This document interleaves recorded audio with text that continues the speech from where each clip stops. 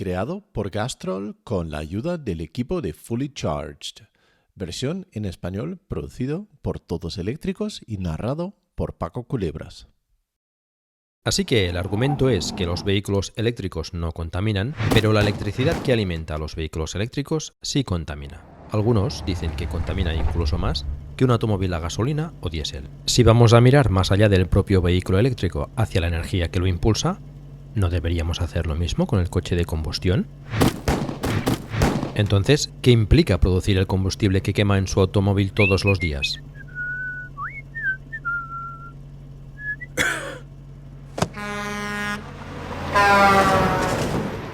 La gasolina o el diésel comienzan como petróleo, en promedio a 1800 metros por debajo de la superficie de la Tierra. Se extrae una gran cantidad de petróleo utilizando lo que se llama una bomba de varilla. Las bombas de varilla no funcionan por sí solas. En la mayoría de los casos usan electricidad. Se necesita un promedio de 9.960 kWh de electricidad al mes para impulsar una bomba de varilla.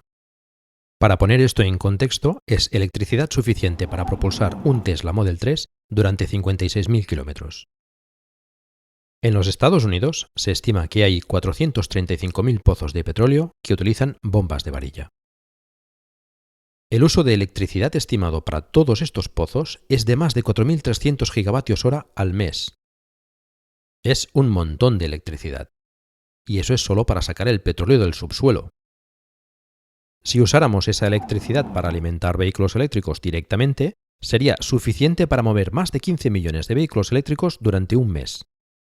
Y esos son solo pozos de petróleo de Estados Unidos en tierra. ¿Qué pasa con la extracción en aguas profundas? La forma más común de alimentar una plataforma petrolífera en alta mar es con un generador diésel. Un generador de plataforma petrolífera promedio usa de 20 a 30 toneladas de diésel por día. El equivalente eléctrico a esto es 300.000 kilovatios hora. Se estima que en el mundo hay 1.470 plataformas petrolíferas en alta mar, utilizando más de 1.300 millones de kilovatios hora de energía al mes en su totalidad. Todo este bombeo de petróleo sería suficiente para alimentar 19,5 millones de vehículos eléctricos. Y esto es solo de la energía utilizada para bombear petróleo del suelo en los Estados Unidos y en alta mar. Entonces, no solo el combustible contamina cuando lo quemamos en nuestros coches, sino que también estamos usando una gran cantidad de electricidad solo para bombear el petróleo para su producción. Si combinamos la contaminación del tubo de escape con las emisiones generadas para bombear petróleo del suelo, no es una imagen bonita. Y bombear petróleo no es limpio. Millones de barriles se derraman en el océano cada año, creando estragos para los peces y demás fauna salvaje.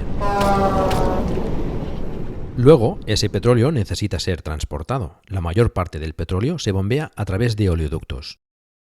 Hay más de 542.000 kilómetros de oleoductos en el mundo, que transportan la mayor parte de los 100 millones de barriles diarios que consumimos. Estas tuberías usan estaciones de bombeo que utilizan aún más energía. También se transporta por barco. Los océanos no están regulados en cuanto a emisiones, por lo que los barcos utilizan el combustible más sucio y barato posible para bajar los costes, lo que les convierte en una de las mayores fuentes de contaminación del planeta. Al transporte marítimo se le atribuye 1.000 millones de toneladas de CO2 por año, y el 10% de eso es el transporte de petróleo. Debido a que estos buques marítimos contaminan tanto, muchos países no les permiten operar cerca de su línea costera, por lo que tienen que ser remolcados al puerto donde se transfiere el petróleo a una refinería. El refinado del petróleo requiere una gran cantidad de energía y genera aún más contaminación. El refinado se realiza calentando el crudo hasta 420 grados Celsius. Calentar 100 millones de barriles de petróleo al día a esas temperaturas requiere una enorme cantidad de energía. Calentar este crudo genera tanta contaminación que las refinerías crean un grave peligro para la salud en cualquier lugar donde operen. Las refinerías son la principal fuente de contaminación en muchas ciudades del mundo. Es tan grave que las personas que viven cerca de estas refinerías tienen un aumento notable de enfermedades pulmonares. Una vez el crudo ha sido refinado, se transporta a las estaciones de servicio en camiones diésel, lo que genera aún más contaminación. Finalmente, este combustible se quema en automóviles y camiones en nuestras ciudades, donde vivimos y respiramos. Los automóviles y camiones tienen motores de combustión extremadamente ineficientes. El 70% de la energía de la quema de combustibles fósiles se desperdicia en forma de calor, mientras que solo el 30% se destina a hacer girar las ruedas. Así pues, después de usar toda esa electricidad bombeando el petróleo del suelo, refinándolo y transportándolo, desperdiciamos el 70% cuando lo quemamos. La producción de combustibles fósiles es un proceso ineficaz y muy sucio, de principio a fin. Cuando comparamos todo esto con la propulsión de un vehículo eléctrico, la diferencia es enorme. La electricidad no necesita ser bombeada desde kilómetros bajo tierra, transportada en camiones o trenes, o bombeada por tuberías.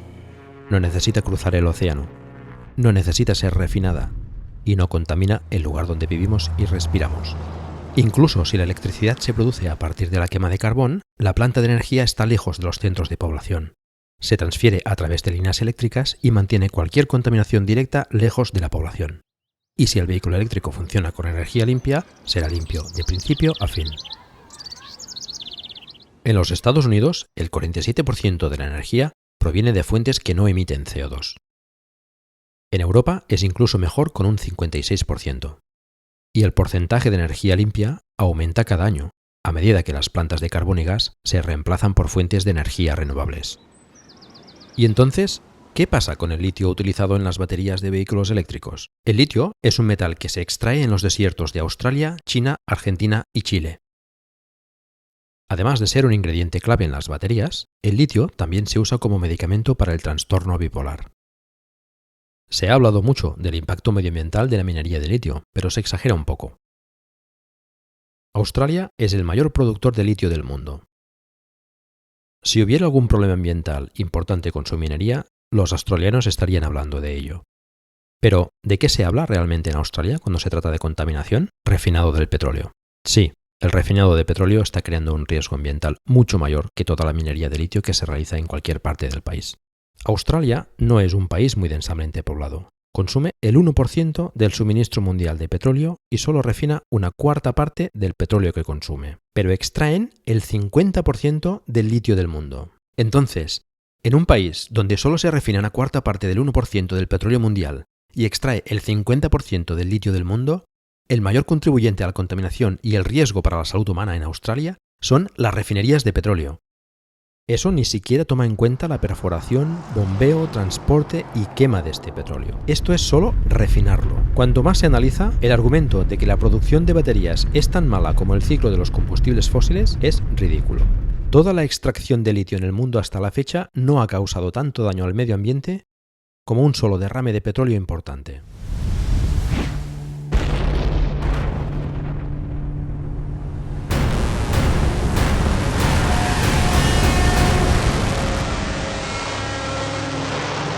Y entonces, ¿qué pasa con las baterías?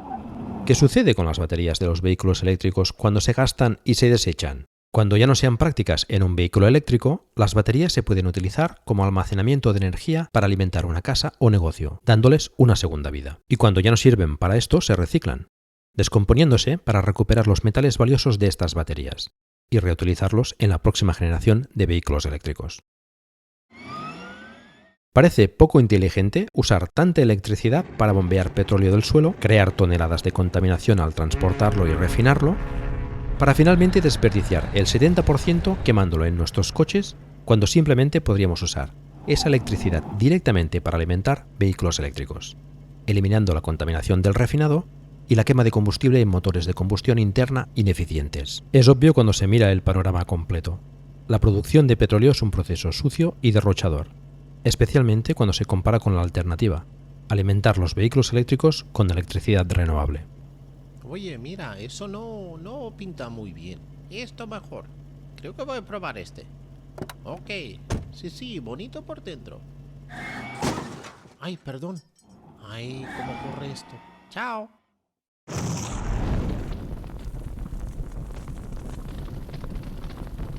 ¿Qué puedes hacer?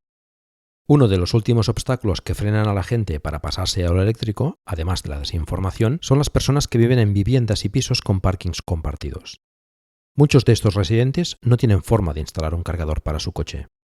Si es usted legislador, trabaja en la administración local, si forma parte de la junta de cualquier comunidad de vecinos o si es dueño de una propiedad de alquiler, puede hacer algo para ayudar.